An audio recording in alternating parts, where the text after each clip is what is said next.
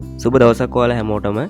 අපි අද කතා කරන්න යන්නේ චිත්‍ර කරන ඔයාලට සාමාන්‍ය පෙළ විභාගෙට අනිවාර්යෙන්ම වගේ ප්‍රශ්න එන්න පුළුවන් ගම්පොළ යුගයේ වාස්තු විද්‍යා නිර්මාණ පිළිබඳව.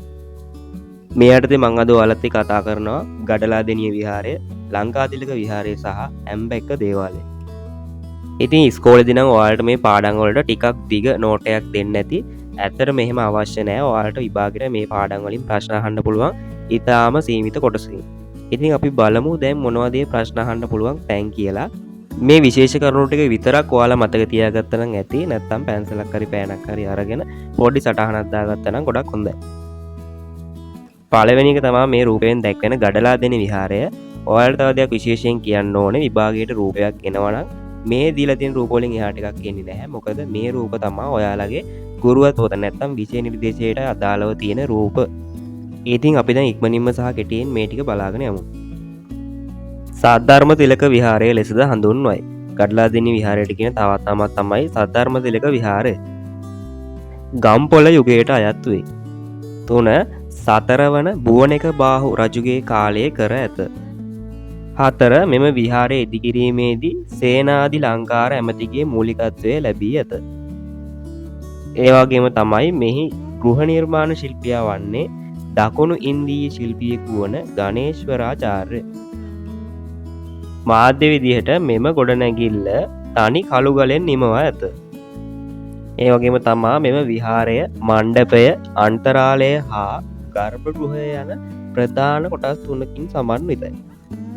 ඒ වගේම තමා මේ විහාරයේ විශේෂ අංගයක් විදිහට දාගැබක හැඩය ඇති ගෙඩිගේ නම් වූ වෘත්තාකාර ශිඛරයක් සහිත පියස්සකින් සමන්විතයි.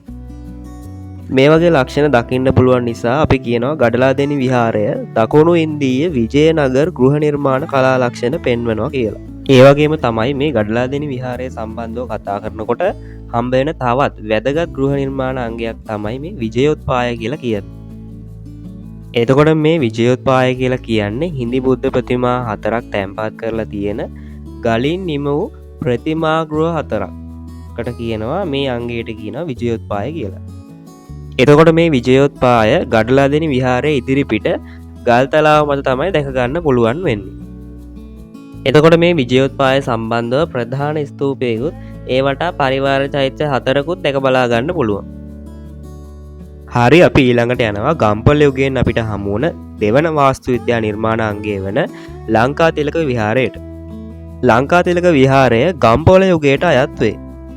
ඒ වගේම තමයි මෙය පැන්හල්ගල නම් වූ ගල් තලාවක් මත ඉදි කර ඇත. ලංකාතිලක විහාරය 4 වන බුවනෙක බාහු රජ කාලයට අයත් වේ. ඒ වගේම තමයි සේනාධි ලංකාර අමාත්‍යවරයාගේ උපදෙස් මත තමයි නිර්මාණය කරලා තියෙන්නේ. එතකොට මේ ලංකාතිලක විහාරයේ නිර්මාණ ශිල්පියා වන්නේ ඉන්දියාවේ ස්ථපතිරායර් නම් ශිල්පියා වේ. මෙම ලංකාතිලක විහාරය නිර්මාණය කිරීම සඳහා මාධ්‍ය ලෙස ගඩොල් සහ හුණු බදාම යොදාගෙන ඇත. ඒ වගේම තමයි ලංකාතිලක විහාරය අතීතයේ මහල් 4කින් යුක්ත වුණා. ලංකාතිලක විහාරය පිළිබඳ කතා කරනකොට වැදගත් වෙන තවත් දෙයක් තමයි මෙහි ප්‍රතිමා ගෘහයේ ඇති හිඳි බුද්ධ ප්‍රතිමාව. මෙම හිඳි බුද්ධ ප්‍රතිමාවේ චීවරයේ රැලි තරංගාකාර වන අතර වීරාසන ක්‍රමයෙන් හා ධාන මුද්‍රාවෙන් යුක්තයි. ඒ වගේම තමයි මෙම හිඳි පිළිමේ උෂ්ණීෂය මත සිරස්පතක් නිර්මාණය කරලා තියෙනවා දැක බලා ගන්න පුළුවන්. ඊළඟට අපි බලමු ලංකාතිලක විහාරයේ සිතුවම් පිළිබඳව. එතකොට මේ ලංකාතිලක විහාරයේ සිතුවම් මහනුවරයෝගේ සිතුවම් සම්ප්‍රදායට තමයි අයත් වෙන්නේ. ලංකාතිලක විහාරයේ ගම්පොළ යුගයට අයත් වුණා. එහි දැක ගන්න පුළුවන් සිතුවම් මහනුවරයෝගේ සිතුවම් සම්ප්‍රදායට තමයි ඇඳලා තියෙන්නේ. ලංකාතිලක විහාරයේ සිතුවම් අතර කීර්තිසී රාජසිංහ රජු හා සේනාධි ලංකාර අමාත්‍යවරු චිත්‍ර දැක බලා ගන්න පුළුවන්. තවත් සිතුවමක් තමයි මෙහි වියන්තලයේ ඇති සිව්හංස පූට්ටුව. මෙයත් වැදගත් පාරම්පරික සැරසිලි මෝස්තරයක්. මේට අමතරව සූවිසි බුදුවරුන්ගේ සිතුවම් නිර්මාණත් ලංකාතිලක විහාරයෙන් දැක බලා ගන්න පුළුවන්. හරි, අපි ඊළඟට කතා කරනවා අපේ 3 වෙනි වාස්තු විද්‍යා නිර්මාණාංගය වන ඇම්බැක්ක දේවාලය ගැන. එතකොට මේ ඇම්බැක්ක දේවාලය ගම්පොළ යුගයට තමයි අයත් වෙන්නේ. 3 වන වික්‍රමබාහු රජ දවස තමයි ඇම්බැක්ක දේවාලය ඉදි කරලා තියෙන්නේ. ඇම්බැක්ක දේවාලයේ නිර්මාණ ශිල්පියා විදිහට දෙල්මඩ මූලාචාරී සහ ඔහුගේ ගෝලයින් හඳුනාගන්න පුළුවන්. එතකොට මේ ඇම්බැක්ක දේවාලය කියලා කියන්නේ කතරගම දෙවියන් උදෙසා කරපු දේවාලය. ඇම්බැක්ක දේවාලය තුලින් අපිට හම්බ වෙනවා විශේෂ ගෘහ නිර්මාණ අංගයක්. ඒ තමයි ඇම්බැක්ක දේවාලයේ සුවිශේෂී වූ පියස්ස. පරාල 26ක් එක්ලී ඇණයකට සම්බන්ධ කර නිර්මාණය කර ඇති මෙම අංගය අපි මඩොල් කුරුපාව කියලා හඳුන්වනවා. ඉතින් ඔයාලා දන්නවා ඇම්බැක්ක දේවාලයේ ගොඩක්ම ප්‍රසිද්ධ ලී කැටයම් වලට. අපිට මේ ලී කැටයම් නිර්මාණ ඇම්බැක්ක දේවාලයේ වාහල්කඩ මණ්ඩපයේ හා දිග්ගෙයි ඇති ලී කණු මත දැක බලා ගන්න පුළුවන්. මේවට කියනවා පනේල කැටයම් කියලා. ඒ වගේම තමයි මේ ඇම්බැක්ක දේවාලයේ සියලුම ලී කැටයම් ගම්මාලු හා පිහිඹියා දැවෙන් තමයි කරලා තියෙන්නේ. මේ සියලුම කැටයන් අල්ප උන්නතව නෙලීමේ ශිල්ප ක්‍රමයට තමයි නිර්මාණය කරලා තියෙන්නේ. ඇම්බැක්ක දේවාලයේ ලී කැටයම් ප්‍රධාන තේමා 5ක් යටතේ හඳුනා ගන්න පුළුවන්.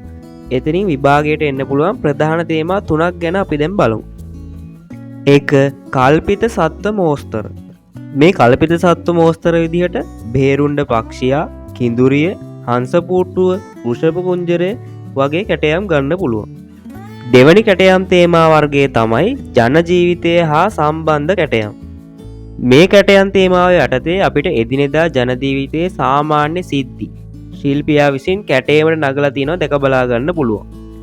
උදාහරණ විදිහට දරුවාට කිරිපෝන මව, නලඟන, මල්ලව පොරය, දේශීය හේවායා, විදේශීය හේවායා, රබන් වයන්න වගේ කැටයම් ගන්න පුළුවන්.